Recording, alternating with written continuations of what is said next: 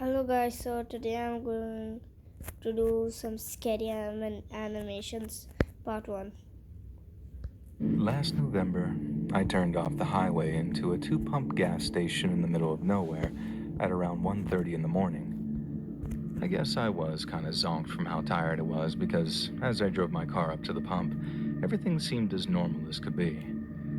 My eyes were locked on the pump display as I filled my car up, trying my best to not go a penny over $30, so it was only when I walked over to the kiosk to pay that I noticed something was off. The first thing that got my attention was how there was no one manning this kiosk. At first, I just waited, thinking the employee was just taking a quick bathroom break or something of that nature. But then as I started to look around, I realized the driver of the car at the pump in front of me was nowhere to be seen either. They weren't in their car, and they weren't inside the convenience store. So my first thought was how the driver and the gas station attendant must have been both in the back of the store, I guess. I got this momentary chill, thinking I might have interrupted a robbery or something, and I was suddenly very hesitant to knock on the glass or call for service. I remember turning to check out the car parked in front of me and thinking, if it's a Honda, then I'm getting out of here. But it looked to me like it was a 2011 3 Series. Now, if you don't know cars, Hondas are easy to steal. BMWs, on the other hand, not so much. And while that didn't completely preclude the possibility that there was a robbery in progress, it reassured me enough that I started knocking on the glass and asking if there was anyone there. I knocked Make it 40. It's Republic Day, da. once, and then twice, and then after the third time, I knocked on the glass in as many minutes, and it hit me that something highly unusual was clearly going on. My first thought was to try the door to the convenience store. I'm pretty sure it was supposed to be locked, but when I pushed, the door swung right open for me. I walked up to the counter, calling out, "Hello?" the whole time. And then thinking there might have been some kind of medical emergency, I jumped the counter and took a look around the back of the store. There was a bathroom and a storage room and a small office, but all three were unlocked and empty. Then, and only then, did I realize that the entire gas station was completely deserted. I checked around the back just to be sure, but I figured that there'd be no one there. And then once I was 100% sure something seriously weird was going on, I pulled out my phone and got ready to dial 911. I wasn't still 100% sure what to do, so I called out hello again, but much louder. And when that got no response, I called the cops. I could tell that, at first anyway, that the dispatcher thought that I was just some jerk customer who was angry my gas station attendant wasn't there when I needed them. But once I properly explained that there was literally no one to be found anywhere on the premises or elsewhere, she started to take my call a little more seriously. She asked where I was, and when I told her, she asked if it looked like there had been a robbery. I remember asking, how the hell would I know? But she explained that if there had been a robbery recently, an employee might still be hiding somewhere. And I felt this sort of twinge of frustration because, like I said, I'd looked probably everywhere except the dumpster around the side of the gas station. And as I'm walking back from checking out the highway for signs of life, I just so happened to be passing it as the thought to open it popped into my head. I wanted to be able to say to the dispatcher, "There, I even checked the station's dumpster. There's definitely nobody here, ma'am." But when I opened the dumpster, there they were. I only caught a glimpse of what was inside before I dropped the lid of that dumpster and backed off like the thing was radioactive. But a glimpse was enough for me. There were two bodies in there, all bent out of shape with dark stains all over their clothes, and one of them was almost certainly wearing a gas station uniform. I remember saying something like, "Oh, Jesus, oh my God," pacing away from the dumpster in a state of total shock, with the dispatcher in my ear. Sir, tell me what's going on, sir." And I told her. "They're in the dumpster. Jesus fucking Christ, they're in the goddamn dumpster." The cops arrived in about 10 to 15 minutes, and by then I'd run off near to the highway to puke up all the contents of my stomach. And I'd remembered that thing about preserving the integrity of crime scenes, so in a wild panic, I'd actually puked as I was running, then had to hold puke in my mouth for a few seconds before I puked even more out near the highway. And after that, I just walked back and forth hitting my vape until I saw a cop car heading towards me down the highway, and then after talking to one of the officers for a few minutes, he told me I was free to leave. I looked the whole thing up online the first chance that I got later, but although I found a bunch of stories about a member of the public, yours truly, finding some bodies at a gas station, there was nothing that explained how or why those two people had been killed. And ever since, I've always been extra careful while driving at night, both in the sense that I keep a very close eye on my fuel gauge and try to avoid any nocturnal pit stops, but also, if a gas station looks a little too quiet, I'll avoid it altogether and just head to the next one.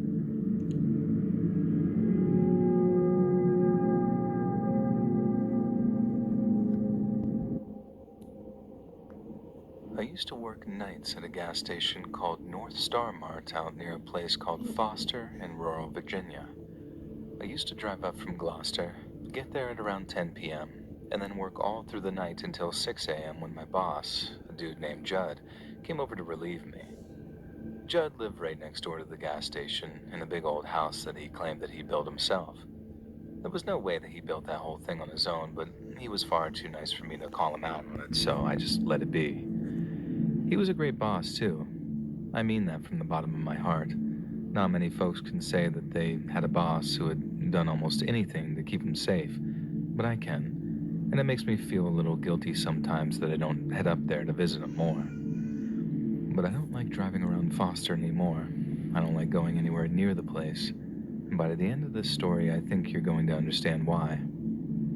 I worked at the North Star for 9 months and 3 weeks, working anything from 2 to 5 nights a week, depending on how busy I was at school.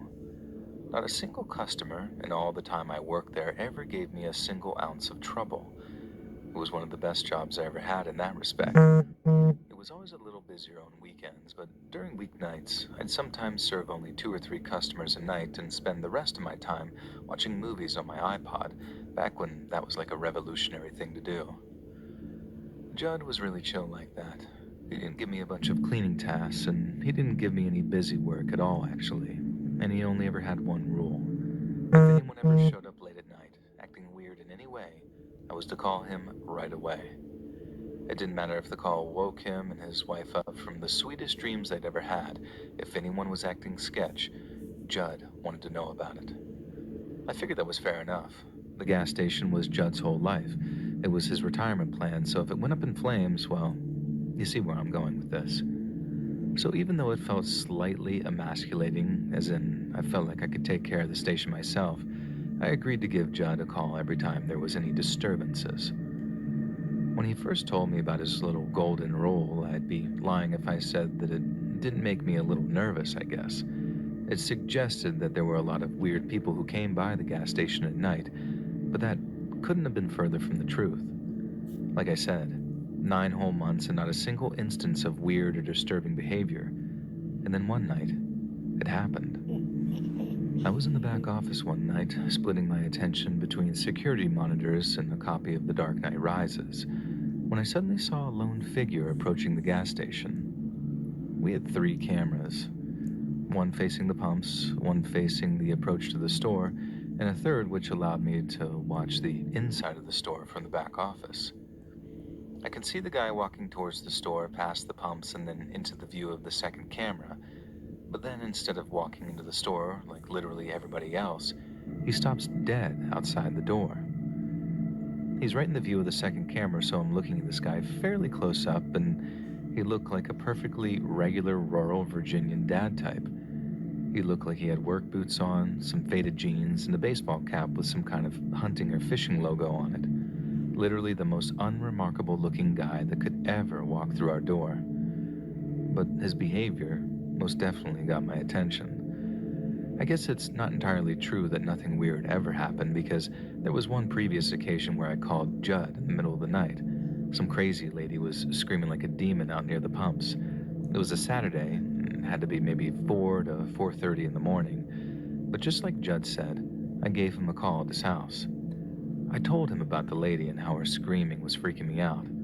He asked for a description, I gave him one, and then he tells me, "Oh, that's just Rhonda, liquored up on payday." she'll head home once she's tired herself out. And then you know what? She did. She eventually stopped screaming and then just kind of walked off, like she was done with that night's performance. Anyway, the guy in the sporting goods cap stopped dead and just stood there in front of the camera, not moving a muscle. Not nearly as freaky as screaming like a banshee, but still weird nonetheless. I figured he was, I don't know, taking a moment to think or something.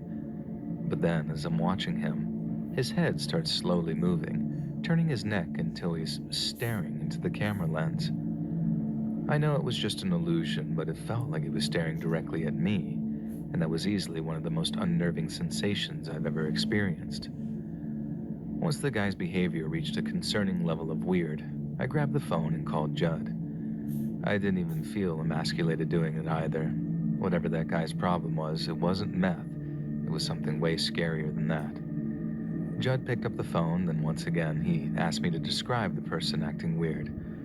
I started describing the guy, and then the next thing, Judd slams the phone down.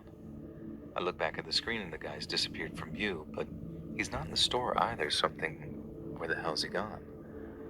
But at the same time, I'm also thinking, to call him if something weird started to happen.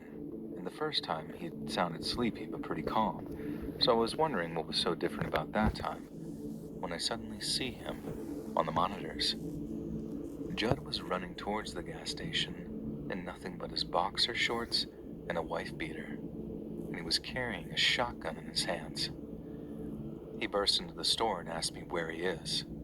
Then, when I say the guy just disappeared, and that I think he just walked off, Judd runs past me into the office to check the monitors. I'm freaking out too, because what the hell is he carrying that shotgun for? But no matter how many times I asked him what's going on, he kept silencing me and telling me that I needed to concentrate as he ran back to the security footage to get a look at the guy's face. I watched him, rewinding the footage until he finally found what he was looking for, and when he did, I watched Judd turn completely pale. Whoever it was, Judd was terrified of him. So terrified that he felt the need to come running over with a shotgun to protect me, and then that scared the hell out of me too. Judd sent me home that night after calling the cops, and the next day, he called to say that he'd understand if I didn't want to come back to work. I asked just one time if he could tell me who the man was, and Judd paused, and then repeated the part about understanding if I didn't want to come back. I thanked him for the job, wished him luck, and then just hung up. Like I said earlier, I still feel guilty about not going up to see him more. He was a great guy and a great boss, but without knowing who that guy was, without knowing why Judd was so scared of him, I couldn't put myself in the position of working for him anymore. I didn't want to die for some stupid gas station job, no matter how cool my boss was. And if there was a guy out there who scared the hell out of one of the toughest sons of bitches I'd ever known, then what chance in hell did I have?